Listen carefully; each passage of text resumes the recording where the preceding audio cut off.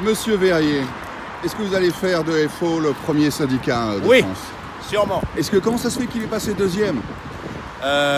Il est passé deuxième dans la fonction publique hospitalière et on en est très fiers. On a dépassé la CFDT. D'accord. Est-ce que la CFDT n'est pas très démagogique? Qu'est-ce que vous allez faire pour récupérer? Je ne sais pas qui est démagogique ou pas. Moi, je m'efforce de défendre ce que nous pensons être les attentes des salariés. Mais alors, comment ça se fait que maintenant les syndicats ont à leur tête... Vous êtes ingénieur, je crois. Oui. Est-ce qu'il n'y a pas un décalage entre les gens que vous représentez et là d'où vous venez? Non, je pense pas. C'est pas la question de où on vient. Je pense qu'on est salarié et on a des parcours très différents. Je pense qu'être ouvrier, agent de service auprès des personnes ou ingénieur ou secrétaire, c'est honorifique de la même manière. On est salarié, travailleur, attaché à son emploi. La question, elle est de notre capacité à représenter les salariés qui sont les plus isolés. C'est une des difficultés. Est-ce que l'ouvrier n'est pas quelque chose du passé maintenant? Tout dépend de ce qu'on appelle ouvrier. L'ouvrier aujourd'hui n'est plus celui des années 50, ça c'est évident. Donc les ouvriers vont tous devenir des ingénieurs? Il y a beaucoup d'ouvriers qui sont quasiment l'équivalent d'ingénieurs, bien sûr. Est-ce que c'est ça que vous dites aux Gilets jaunes?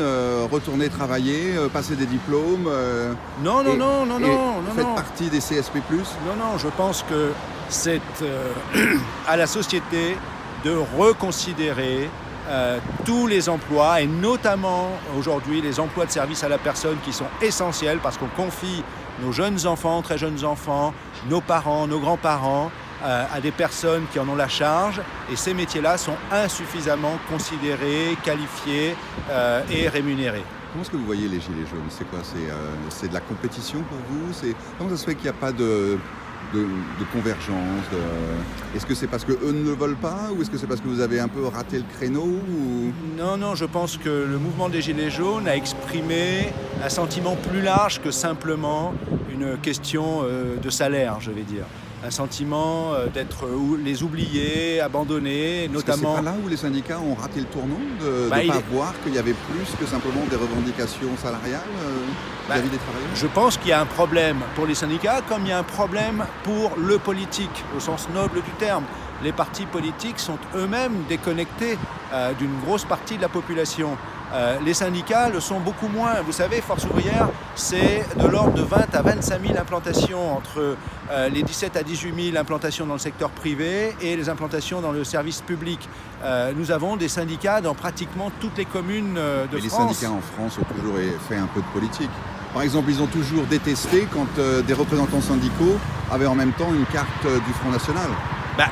On ne fait pas de politique au sens où on préserve l'indépendance du syndicat vis-à-vis de tous les partis politiques. Maintenant, quand on donne nos analyses, nos positions sur les questions de protection sociale, sur les questions de retraite, sur les questions de redistribution des richesses, notamment sur la question des salaires, évidemment, on peut considérer que c'est de la politique au sens de l'organisation de la société en général.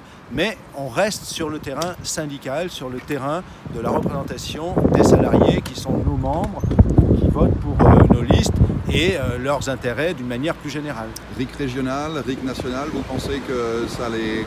Qu'est-ce que vous pensez du RIC? Ça, c'est une question citoyenne. Donc, c'est pas une question syndicale. C'est trop politique. C'est pas que c'est trop politique. Moi, je suis très attaché à la démocratie représentative. Évidemment, ça demande à ce que ceux qui se présentent pour représenter les citoyens dans les assemblées, qu'elles soient au niveau local ou national, soient à la hauteur des mandats qu'on leur confie, soient capables de porter des projets de société avec lesquels on pourra être en accord ou en désaccord selon les options qui sont les nôtres en tant que citoyens, mais qu'il y a un véritable débat politique et que les gens se sentent investis dans ces débats politiques, représentés et considérés. Vous avez été élu à la tête de FO? Oui, absolument, mais par les membres de FO. En fait, vous avez déjà le RIC. Vous devez y aller? Oui. Vous êtes très mignonne. Alors, dernière question, Notre-Dame, qu'est-ce qu'on en fait?